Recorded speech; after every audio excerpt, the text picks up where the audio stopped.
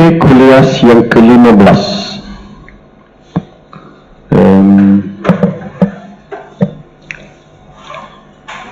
Kita di Mustakhrajat halaman 55. Baik, dia ada 18 jenis karya-karya hadis yang dihasilkan oleh ulama di halaman 55. Sukatan ni kalau tak ada habis kita kena sambung hari raya. Ialah kita unjuk sikit lah semester kita tu. Ulumul Quran ada sikit lagi sebab ulumul hadis ni kita terpaksa diti sebab dia berapa payah. Ulumul Quran tu kita boleh go through gitu kan. Lagi pula dia tebal 150 lebih muka surat. Okey, jadi apa dia kitab Al-Mustakhrajat? Iaitu kitab yang mengumpulkan hadis-hadis yang sedia ada dalam kitab-kitab hadis terdahulu, tetapi diriwayatkan semula dengan sanad penyusun tanpa menggunakan sanad penulis asal. Contohnya diambil hadis Bukhari ada sanad dia. Jadi hadis tu juga diguna sanad dia.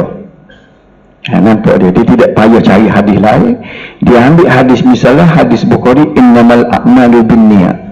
Bukhari dia ada sanad dia dengar daripada siapa, siapa kepada Umar Al-Khattab.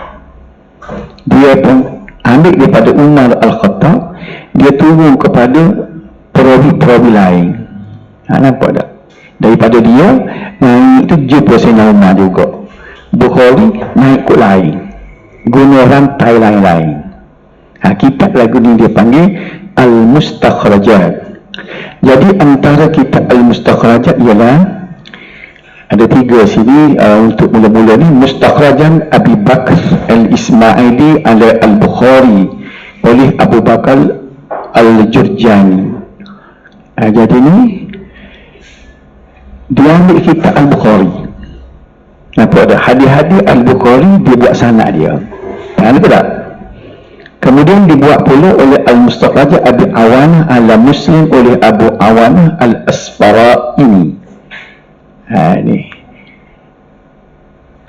dia ambil kitab Muslim ni, dia ambil hadis Muslim. Kemudian yang ketiga pula Mustakhrajat Abi Ali At-Tusi ala At-Tirmizi. Dia ambil hadis Tirmizi pula, Abi Ali At-Tusi. Jadi kita boleh tengok ni macam-macam dah ulama kita menghasilkan karya dia. Yang keempat, Mustakhrajat Muhammad Ibni Abdul Malik ala Sunan Abi Dawud oleh Abu Abdullah Muhammad Al-Qurtubi. Ni dia ambil Sunan Abu Dawud, hadis-hadis dalam Sunan Abu Dawud tu dia cuba buat sanad dia sendiri. Baik, ada 3 lagi dah. Kemudian kitab hadis masyhur, dia ada pula karya dia buat hadis masyhur. Kita perhatikan apa makna masyhur. Kitab hadis yang mengumpulkan hadis-hadis masyhur dalam kalangan orang ramai. Masyhur di sini bukannya bermaksud istilah seperti mana yang telah dibincangkan dalam bab 3 di para 1.3 bab dulu. Tengok, cuba ingat balik. Hadis ahad terbagi pada 3. Ingat lagi dah? Hadis tu mutawatir ahad. Kemudian hadis ahad tu dia bagi 3. Macam ni. Lihat dulu ni. Ni. Dia ada 2. Hadis mutawatir, hadis ahad.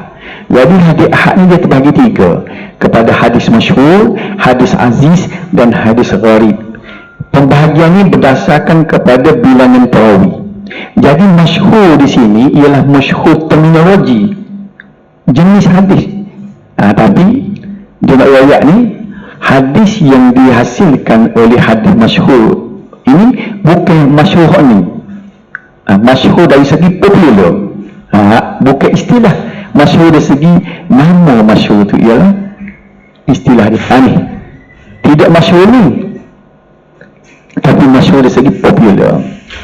Sebaliknya hadis yang sentiasa menjadi sebutan umat Islam yang meliputi hadis sahih, hasan, dhaif dan maudhu'. Hadis maudhu' pun diambil. Pasal apa? Popular di kalangan Misalnya saya sebut gapo dia hadis maudhu yang popular di kalangan ulama, utlubul ilma wala bisin, tuntutlah ilmu walaupun negeri Cina.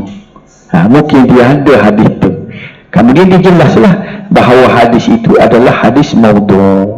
Nampak tak? Jadi itu cara dia dah. Beberapa kitab hadis yang masyhur yang dilahirkan oleh para ulama ialah Tazkirah fil ahadis sil mustahirah oleh Abu Abdullah Badruddin Al-Zarkashi, dan yang kedua Al-Lali'ul Manthurah fil ahadithil masyurah oleh Ibn Hajar Al-Asqalani. Kemudian Al-Maqasidul Hasanah fi bayan al-kathir min al-ahadithil mustahirah ala al-sinah oleh Muhammad Ibn Abdul Rahman As-Sakhawi. Kitab ini dianggap kitab hadis masyhur yang paling lengkap yang meliputi segenap tajuk abwabuddin dan atau persoalan agama. Kat situ tak. As-Sakhawi telah berjaya mengumpulkan 1350 hadis dalam kitab ini yang disusun secara mu'jam. Kemudian Ad-Dural Mansurah fil Ahadithil Mustakhirah oleh Jalaluddin As-Suyuti. Banyak sebenarnya. Tamyizut Tayyib minal khabith fi ma yadur ala alsinatin nas minal hadith oleh Abdul Rahman Ad-Daiba Asy-Syaibani. Kemudian Kashful Khafa wa Manzilil Ilbas oleh Ismail Ibn Muhammad Al-Ajluni, dan Asma' Al-Matalib fil Ahadith Al-Mukhtalif Al-Maratib oleh Muhammad Al-Hud. Yang ke-17, ada dua lagi ya. Kitab hadis maudhu. Ada ulama yang mengumpulkan khusus hadis-hadis maudhu, hadis palsu. Susah tak buka lagi. Okey, hadis maudhu ni maknanya dia hadis palsu.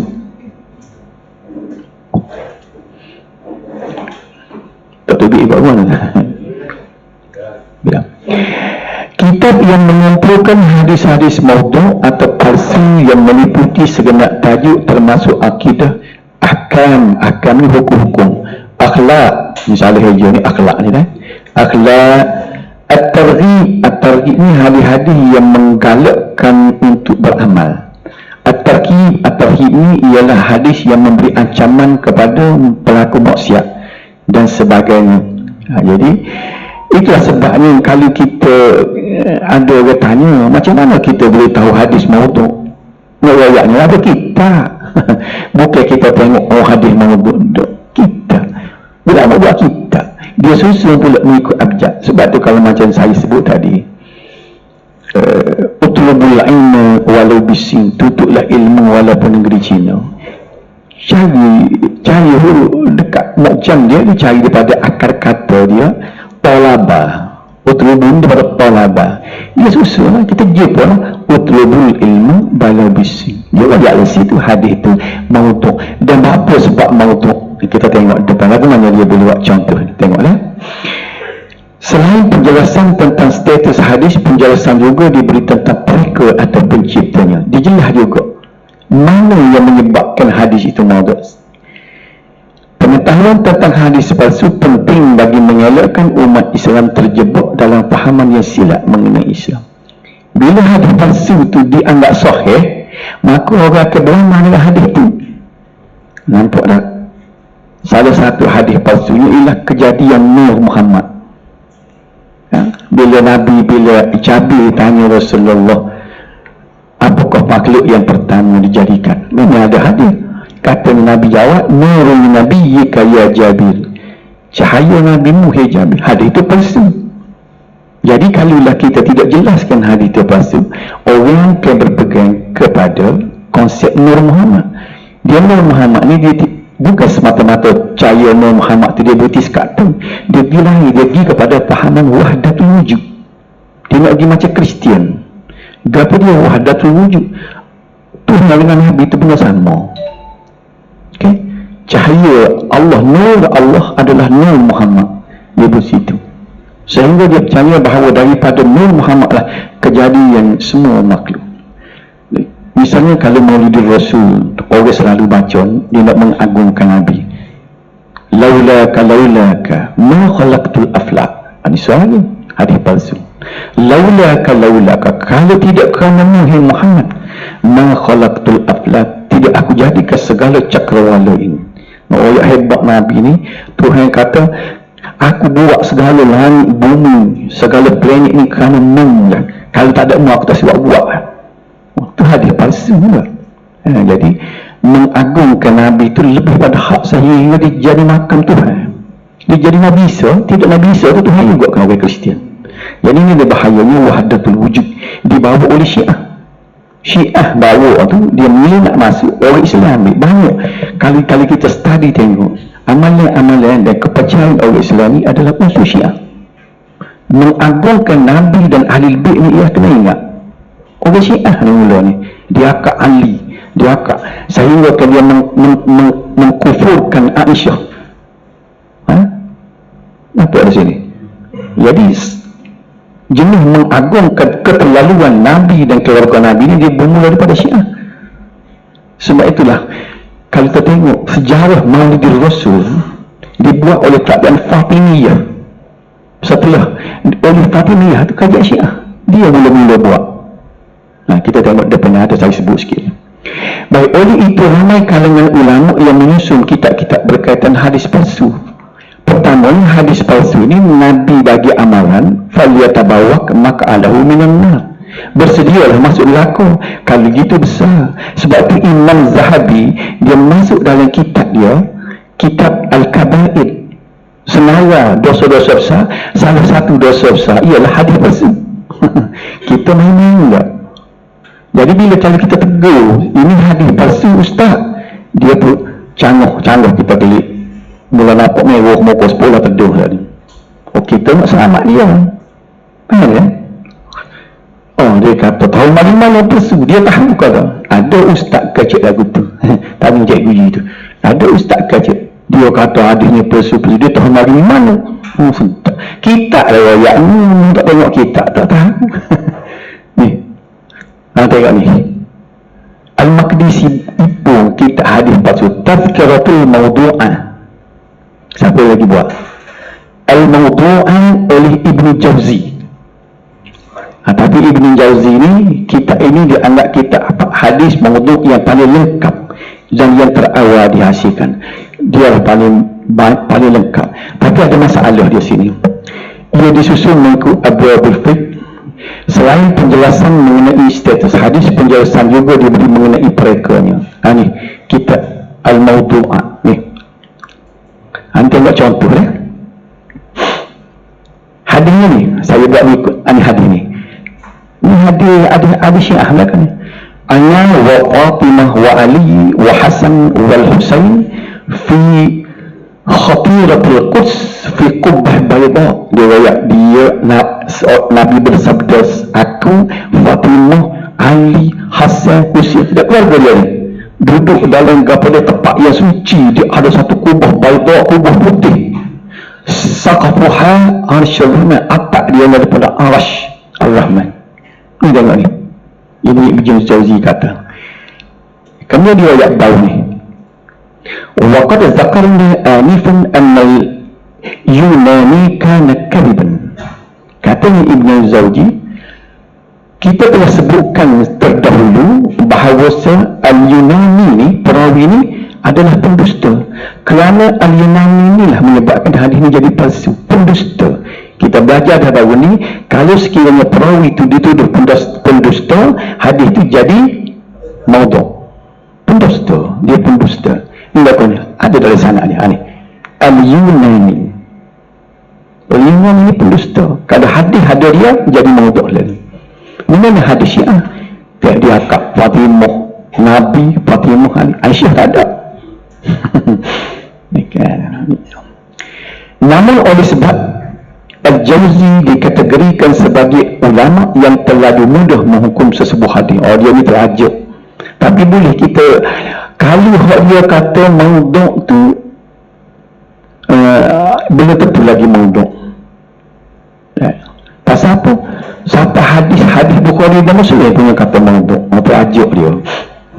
Tapi sebab itulah kalau kita buat penulisan, saya ingat dulu bila kalau kita ambil Ibnu Jauzi saja, dia petikah ambil orang lain pula buat timbang kan, dia orang lain kata maudhu' juga, maka kitab beliau ini menjadi sasaran kritikan ulama. Bukan tak boleh bakar ulama cek semula, ni tak boleh, tak betul Ibnu Jauzi sampai Muslim dengan Bukhari pun dia kata maudhu' juga kan. Kemudian al-maudhu'an oleh As-Saghani. Siapa dia lagi? Al-Ani. Ini yang paling popular dia. Al-Lali'ul Masnu'un fil Ahadithul Mawdu'ah oleh Jalaluddin As-Suyuti. Ini Suyuti. Jadi kalau kita riwayat hadis ni maudhu', sebut siapa dia yang kata maudhu', Ibnu Jauzi akan menimbang ni. Kemudian Tanzihus Syari'ah Al-Marfu'ah Al-Aqbal Al-Syari'ah Al-Mawdu'ah oleh Ibnu Iraq Al-Kinani. Kemudian Tazkiratul Mawdu'ah oleh Muhammad Al-Maqdisi. Al-Asrar Al-Marfu'ah fil Ahadith Al-Mawdu'ah oleh Ali Al-Qari Al-Harawi. Al-Faraidul Majmu'ah fil Ahadith Al-Mawdu'ah oleh Asy-Syaukani. Ini saya suka ambil ni. Masa saya buat thesis dulu, banyak saya rajah ni. Al-Faraidul Majmu'ah, dan selagi hanya dua ni saya ambil ni. Silsilatul Ahadith Al-Dha'ifah wal Mawdu'ah oleh Nasruddin Al-Albani. Ni ulama baru ni. Dia mati tahun baru ni, baru 99 Masihi. Orang tika juga ni, dia macam lebih kurang macam Ibnu Jauzi juga. Dia terlalu syadid maknanya terlalu kerah. Kalau dia kata da'ih tu kena cek semula kadang-kadang tidak da'ih. Nampak tak? Kalau dia kata sahih, betul sahih, sebab dia kerah sikit. Okay. Akhir sekali kitab takhrij. Kitab takhrij lagu mana? Kitab ini menyatakan semua asas sebuah hadis. Ia berfungsi sebagai pemudah cara bagi mencari semua asas hadis. Ini macam nak cari dictionary lah ni, macam kamu. Kitab takhrij zaman mutaakhir ini tidak berapa relevan sebab komputer ada, internet ada. Kita nak cari hadis, misalnya macam tadi, nak cari utlubul ilmi minal mahdi ilal lahdi. Atau hadis sahih, tak ada negeri Cina dah. Tutuplah ilmu daripada buaya hingga liang lahat. Nak cari waktu, kita cari ke urut to, utlubu daripada talaba. Cari-cari, dia akan rakyat duduk mana hadis tu. Jadi makan masa. Sedangkan dalam internet masuk dalam software dia, program dia, tarik saja cukup dia rakyat halal tu. Berapa butir kita halal dengan sanak-sanak. Jadi maknanya kitab takhrij ni, zaman mutaakhir ni tak beli pun tak apa ni. Kalau nak cari hadis, jumpa dengan software. Tu. Di samping itu ia menjelaskan kedudukan dan status hadis. Kitab takhrij hanya muncul zaman mutaakhir berdasarkan keperluan semasa. Tren ulama mutaakhirin kebanyakannya menyusun kitab-kitab hadis dengan mengabaikan sanad. Dia nak suruh biar mudah. Kalau nak tahu sanad, tengok dari kitab hadis dia riwayat. Ini menyebabkan sukar untuk mengetahui status hadis tersebut kerana kesahihan sesuatu hadis adalah bergantung kepada sanad dan matannya. Antara kitab-kitab takhrij yang masyhur ialah ni. Nasb al-Ghayah li Ahadits al-Hidayah oleh Az-Zailai. Kemudian Al-Bughni an Haml al-Asfar fi takhrij ma fi al-Ihya oleh Al-Iraqi. Ini Iraqi, dia takhrij hadis-hadis dalam kitab Ihya Ulumuddin. Ini at-takhrij al-hadis fi takhrij Ahadits al-Hidayah oleh Ibnu Hajar al-Asqalani. Cuba tengok ni takhrij al-hadis ni, lagu mana dia buat. Ini lagu kitab takhrij dia buat gini. Hadisnya huwa tahur ma'uhu al-hillu maitatuhu. Dia sebut sini bila Nabi ditanya tentang air laut, Nabi kata dia suci, airnya suci, segala bangka di dalam itu suci. Jadi nak tahu hadis ni ada rawah Ahmad disebut. Ni hadis ni Ahmad. Nombor 17 ni kita tengok bawah ni. Nombor 17 tu dia sebut Musnad al-Ahmad, Musnad al-Imam Ahmad, jilid yang ketiga, muka surat 373. Jadi tengok dah jumpa lah sanad dia. Tak? Ini kita takhrij. Jadi bukan saja Ahmad Andal, Ibnu Majah pun ada. Ibnu Majah nombor 18. Ini bawah ni. Ibnu Majah kita boleh tengok kita bertaharah ni muka surat dengan jilid dia sekian-sekian. Ada lagi Ibnu Hibban, Daruqutni, Al-Hakim. Nampak tak? Jadi mudah. Kita nak cari siapa hadisnya, tengok kita takhrij. Tengok takhrij, bolak dia kita ni. Jadi kuat, maknanya berat juga kerja dia ni tau. Dia kena gelah dah habis semua kita hadis. Ni saya sebut, ni tak payah tengok kita takhrij. Tarik saja huwa tuhur ma'uhu, tak payah tengok abjad apa, tarik ya. Huwa tuhur ma'uhu al-hallu maitatu, boleh begitu hadis lalu. Lebih pada ni dia ayat lagi. Dengan sanad-sanad dia. Jadi kita terima kasih banyak dengan orang yang menyediakan software dalam tu. Ni boleh percuma je pergi kat Play Store je pun nak cari kat Play Store tu. Cuma bahasa Arab tu yang masalahnya. Ad-dirayah fi takhrij al-hadis al-hidayah oleh Ibn Hajar al-Asqalani, Al-Irwa al-Ghali fi takhrij hadis Manan Nasruddin al-Albani. Baik, kita pergi sikit lagi ni. Setelah kita belajar kitab-kitab hadis, kita belajar jenis-jenis hadis, sekarang kita nak klasifikasi, nak tengok kitab hadis mana nombor 1, kitab hadis mana nombor 2, nombor 3, pengkelasan. Tahu ni? Sebab tidak serupa, tidak sama kategori. Sebab tu kalau orang raya hadis Bukhari, orang yang mengaji hadis dia tahu, oh ini hadis kelas 1. Kalau sebut hadis Tirmizi, orang tahu ni kelas 2. Ada? Jadi kita nak tahu kelas. Sekurang-kurangnya bila kita mengaji hadis, kita tahu martabat sesuatu kitab. Baik. Para ulama telah membuat penjelasan karya-karya hadis bertujuan supaya umat Islam dapat membuat pilihan yang terbaik dalam memelihara keturunan hadis. Penjelasan tersebut adalah berdasarkan kepada dua aspek utama. Pertama ialah aspek kualiti hadis dan kedua dari aspek populariti. Karya yang mengandungi hadis yang paling sahih dianggap karya yang paling tinggi kedudukannya. Begitu juga dengan aspek populariti. Apabila sesebuah karya itu mengandungi hadis-hadis yang popular, tentunya ia lebih mendapat perhatian. Baik, berdasarkan kriteria dan ciri-ciri tersebut, seorang ulama hadis terkenal, Syekh Waliyullah Ad-Dahlawi, dia meninggal pun tahun 1107. Inilah dia ulama hadis di benua India. Kalau orang ngaji di India, Maulana di Pakistan ataupun India, orang panggil sanad pengajian, bukan sanad hadis, sanad pengajian dia sapa kepada Syekh Waliyullah Ad-Dahlawi, termasuklah almarhum Tuk Guru Aziz. Saya dalam tesis master saya dulu, saya buat sanad pengajian hadis Tuk Guru. Dia mengaji dengan Syekh Anwar Shah Kashmiri. Daripada Anwar Shah Kashmiri straight naik sampai kepada Syekh Waliyullah Ad-Dahlawi. Siapa Syekh Waliyullah Ad-Dahlawi ni? Kalau mengikut Dr. Abdul Hayy dalam artikel dia kata ilmu dia ini setanding dengan imam-imam di abad yang kena hijrah seperti Imam Ghazali. Cuma dari segi Imam Ghazali itu alim dari segi falsafah dan apa ni dia panggil akhlak. Dia ini ulama hadis yang tarah kealimannya, kalau kita kira dia level samanya dengan Imam Ghazali kalau mengikut dalam tesis Dr. Abdul Hayy. Itu saya baca tu dah. Jadi Syekh Waliyullah Ad-Dahlawi lah dia susun. Ulama sekarang ni terima, tengok ni, semua ulama sepakat terima kategori yang dibuat oleh Syekh Waliyullah Ad-Dahlawi. Faham? Cuba tengok ni, hadis kelas 1 kepada dia. Tabaqat pertama, tabaqat ni tingkat martabat. Tingkat pertama ialah Sahih Al-Bukhari, Sahih Muslim dan Muwatta Malik. Kena ingat ni hadis kelas 1 ni. Kalimah ke emas 10 belah kelas A. Nak ini kedua Sahih Al-Bukhari dan Sahih Muslim diiktiraf oleh seluruh ulama sebagai kitab yang paling sahih selepas Al-Quran. Sementara Imam Syafi'i pula berpendapat bahawa Muwatta Malik adalah kitab yang paling sahih selepas Al-Quran. Bapa Imam Syafi'i kata begitu je. Nampak tak? Kerana Imam Syafi'i ini Dia kecek lagu tu pasal apa? Sebab Sahih Bukhari Muslim tak terbit lagi, dia hati dah 2004.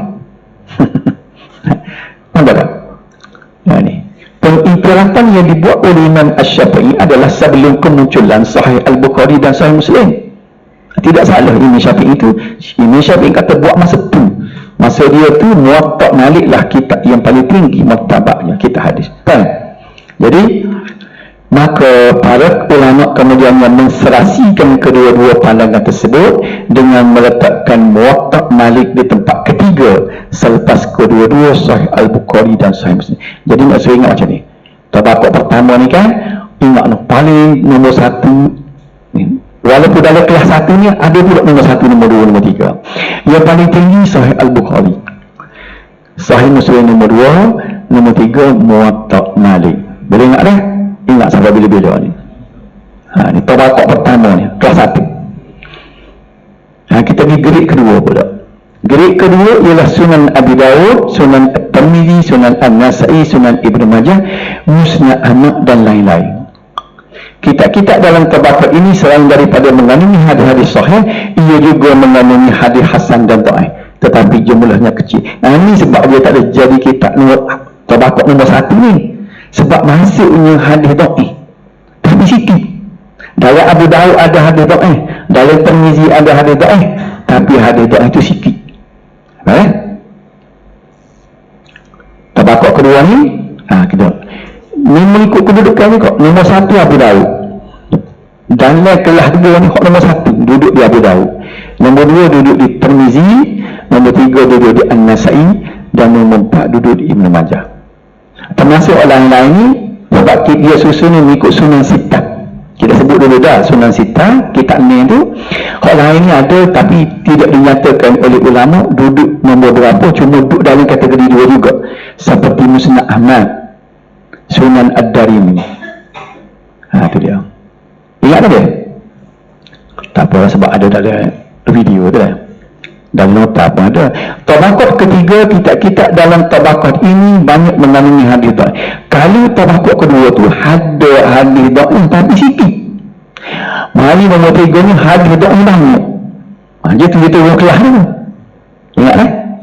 Hak nombor satu tadi sahih dan hasan dia ada. Mari hak nombor dua tu ada dah hadis dhaif tapi sikit. Mari hadis tiga hadis dhaif banyak. Oleh itu tidak menjadi rujukan utama umat Islam kecuali mereka yang betul-betul mahir dalam bidang hadis untuk membezakan antara hadis sahih dan sebagainya. Sebab itu kalau kita buat satu artikel penulisan atau program, kita kutip hadis daripada tabaqah ketiga, orang yang belajar hadis dia tengok ni boleh dipertikaikan kecuali dia nyatakan apa pandangan ulama hadis terhadap hadis ini. Misalnya saya ambil satu contohnya Daruqutni di nombor 3 ni. Dia kata hadis ni riwayat Daruqutni. Dia kena nyatakan. Ingat, kalau kita buat penulisan kan, kalau kita sekadar kita nak kecek khutbah ke apa, tak ada masalah, riwayat Daruqutni, tak ada masalah kan. Tapi kalau kita buat tulisan ilmiah, kita kata ini riwayat Daruqutni, kita kena nyatakan apa pandangan Imam Suyuti terhadap hadis ini. Sebab tu dia tulis riwayat Daruqutni dinilai sahih oleh Imam Suyuti. Tak ada sesat. Kalau hadis kelas satu tak payah kecek gitu dah. Kalau hadis kelas dua tadi tulis riwayat hadis dhaif. Apa ni? Kita hadis riwayat Tirmizi. Tirmizi kata hadis ini dhaif. Sebenarnya cerita tak tulis riwayat. Okey. Antara karya-karya yang diklasifikasi dalam tabaqah ini ialah Musannaf Abdul Razak, Musnad Abi Ya'la Al-Mawsili, Musnad Abu Daud. Ni Abu Daud lain ni, Abu Daud At-Tayalisi. Hak tadi Abu Daud As-Sijistani. Kan? Musnad Al-Humaydi. Ketiga-tiga apa ni, Mu'jam At-Tabarani tu, Sunan Baihaqi, Al-Ma'ani Al-Athar Al-Tahawi. Jadi kalau tabaqah ketiga ni lagu ni Musannaf Abdul Razak, Musnad Abu Ya'la, Musnad Abu Daud At-Tayalisi. Kita kata sebenarnya hak ni pada sebenarnya At-Tabarani, Al-Baihaqi, At-Tahawi. Soal kita ada produksi ni, saya tak masuk sini. Ini yang ketiga. Jadi ingat, banyak hal yang dalam ini. Dalam bahaki pun. Tabakok kepang, ada soal lagi. Kitab yang bukan saja mengandungi hadis doa, tapi hadis maudhu' persi pun ada. Dia ada doa yang persi dia. Kebiasaannya kitab-kitab jenis ini dihasilkan oleh ulama mutaakhir, ulama kemudian yang banyak memetik hadis dari golongan tasawuf. Ini oleh tasawuf sensitif ni. Mengikut penyelidikan hadis yang paling banyak sekali dalam jenis-jenis bidang ilmu yang hadis palsu duduk dalam hadis dalam ilmu tasawuf. Konsep Nur Muhammad duduk dalam kitab tasawuf. Yang ni ada hadis ni kata. Dia tidak boleh hadis mana dalam kitab tasawuf. Tak? Pemilih pula cerita-cerita sedap, hadis sejarah. Sebab itu tidak heranlah kalau ustaz-ustaz yang kurang sengaja ia sedap, dia yakin kecek dia ni, dia tengok kitab-kitab tasawuf ni, kitab pemilih pula, kitab sejarah. Dia sedap, dia duduk tegang. Oh, dia tak mengaji, dia tak tahu. Dia sebut kitab dia, kita tahu lah. Dia hadis yang disebut dalam kitab-kitab ni bukan semestinya boleh ambil, kena cek. Dia tak dia pakai bumbu. Inilah yang menjadi lama yang diterima oleh ustaz-ustaz yang dia tidak semuk hadis ini. Dia pasal apa dia yakin? Sebab ada dalam kitab. Jadi tidak boleh terhenti setakat kitab, kena cek. Tengok kalau hadis dah 3 tak dia pun kena cek dulu apa pandangan ulama. Faham ada soalan ini?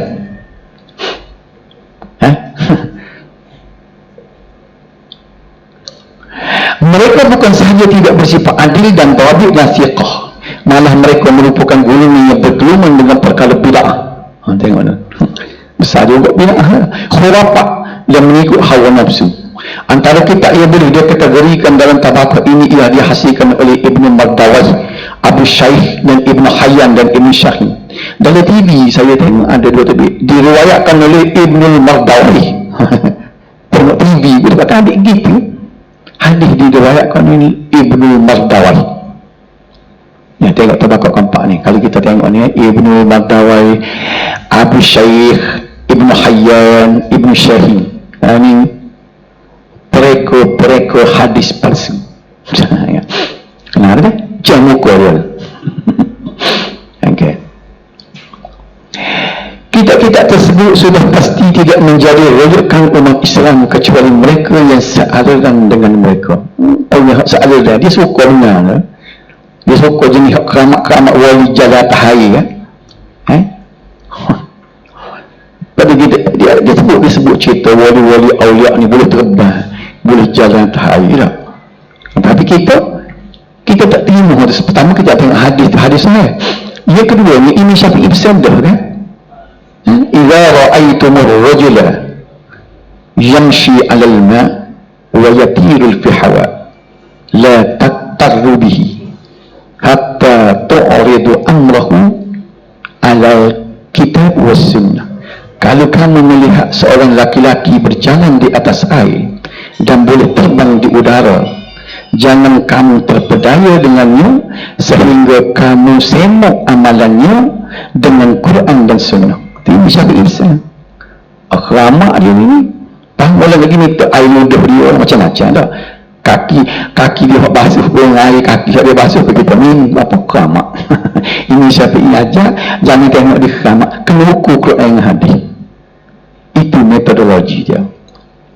Selain penjelasan kitab-kitab hadis, Ad-Dahlawi juga menjelaskan kedudukan kitab-kitab tersebut bagi setiap tabaqat seperti berikut. Kitab-kitab hadis tabaqat pertama dan kedua menjadi rujukan utama dan pegangan umat Islam terutamanya bagi ulama hadis. Antara ni, tabaqat pertama tak ada Bukhari, Muslim, Muwatta.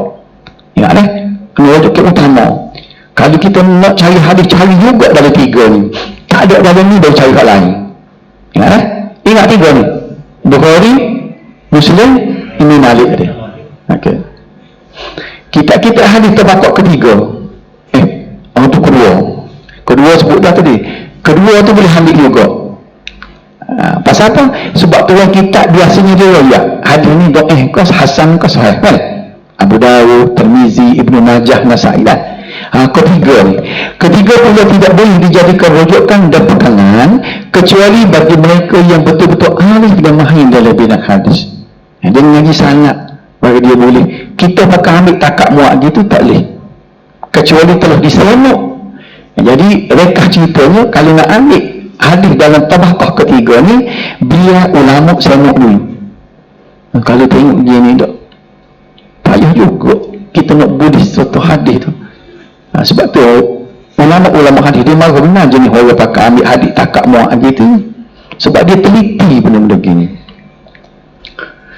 Mereka sentiasa membuat pemerhatian dan penelitian terhadap kitab-kitab tersebut. Sementara kitab-kitab hadis tabaqah keempat tidak boleh dijadikan rujukan, apatah lagi untuk dijadikan pegangan kepada umat Islam. Kalau kenal hadis maudhu', membacanya saja kepada orang ramai meriwayatkan hukumnya haram. Ya? Di masjid dia duduk tulis. Saya tengok masjid di Lempuri dulu. Masa banyak tahun dulu takut dia akilan ni dia tu ada. Dia tulis itu.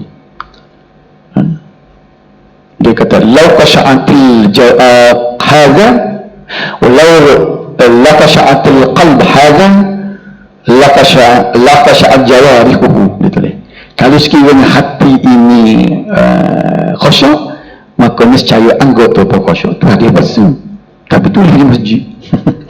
Man takallama bi kalamid dunya ahbatallahu a'malahu 40 sanah. Man takallama bi kalamid dunya fil masjid ahbatallahu a'malahu 40 sanah. Siapa yang bercakap dengan percakapan dunia di atas masjid, nescaya Allah akan menghapuskan amalannya 40 tahun. Nyayulah kita duduk bola tadi ke mana ni 40 tahun amalan kita. Tu hadis palsu, tapi tulis di masjid nak kata mana hukum dia haram. Cuba ayat kata ini hadis palsu ni haram ni, mencelik mata kita dah. Berdasarkan pembahagian dan penjelasan kitab-kitab hadis tersebut mengikut kriteria ditetapkan, maka kitab Al-Fawaid Al-Bahiyah karangan Al-Ghamidi boleh dikategorikan dalam tabaqah ketiga, iaitu kitab hadis yang banyak mengandung hadis dhaif selain hadis sahih dan hasan. Ini saya lagi iaitu Al-Ghamidi ini saya sebut baru ni, ada universiti dia di Aceh. Dia adalah ulama hadis di Nusantara ni. Dia mati tahun 1000 Hijrah. Kitab-kitab seumpama ini bukanlah tiada nilai, kerana apabila hadis-hadisnya telah ditahqiq, maka nilainya tentu bertambah. Pasal dia tahqiq. Hal serupa dengan kitab Ihya Ulumuddin. Tengok. Kena ingat kitab Ihya ni dia tak mari sana, dia sebut hadisnya. 5 ayat apa dia tak bagi. Ingat tak? Ibn Ghazali sebab dia bukan pakar dalam Ibn orang silap. Bila Ibn Ghazali dia tidak segala-galanya. Dia pakar dalam bidang lain yang dihormati. Baik. Bila dia cuba perhati dalam kitab jalan yang dia tulis Bukhari kaum Muslim, dia mari hadis tak ada. Hadis saja. Ada. Hadis dia syarah. Jadi kitab ni mengandungi hadis dhaif dan maudhu' pun ada. Ni kena ingat. Dia ada 9,000, dia ada dari 9,000 berapa ribu hadis, saya tak ingat lah jumlah hadis duduk dalam kitab Ihya. Baik, oleh kerana kitab Ihya tu banyak manfaat, orang lain tak boleh tulis pun dia ni. Dari segi akhlak, dari segi nasihat tarbiyah, dia memang tak ada orang petika. Cuma kecacatan dia duduk mana dia habis dia. Jadi tidak patut kita tepuk kitab ni. Nampak tak? Saya lihat sekali lagi, kitab Ihya ni kitab yang amat berguna kepada umat Islam. Sampai hari ni Allah rujukan. Cacat dia sikit saja. Ada hadis dhaif yang ada persis dalam tu. Jadi Al-Iraqi ni, tahun 800 ni, Ibn Ghazali mati 505. Nampak? Jadi berapa detik? 300 tahun. Maka dia pengambil inisiatif, dia cek balik, maka menjadi nilai tambah dan menjadi rujukan penting dalam bab-bab tertentu kepada umat Islam. Kalau orang nak beli kitab Ihya, belilah kitab yang telah ditahqiq oleh Imam Iraqi. Dia ada bawah tu hadis datang, dia buh nombor, dia rakyat bawah hadis bersuara di apa. Jadi tak ada masalah dah. Tapi orang sensitif ni, dia kata macam mana ini Iraqi boleh kata hadis ni hadis palsu. Ibn Ghazali masa nak tulis hadis tu dia jumpa Nabi sendiri secara yaqazah. Tu dia cerita yaqazah ni. kan dia 500 tahun lepas Nabi mati baru dia mati. Jadi bila dia nak tulis kitab hadis, nak tulis satu-satu hadis, Rasulullah pun mari cegak depan dia, boleh tulis, dia pun tulis. Telah mendapat approval daripada Rasulullah. Khoya ni Nabi mana tak tahu buat apa dia taksub. Kita bukan lagu tu. Imam Ghazali memang hujjatul Islam dia akak, tapi manusia begitulah. Dengan adanya ini Arab ini menyebabkan kitab dia terus relevan sampai hari ini. Ini kita bicara ke depan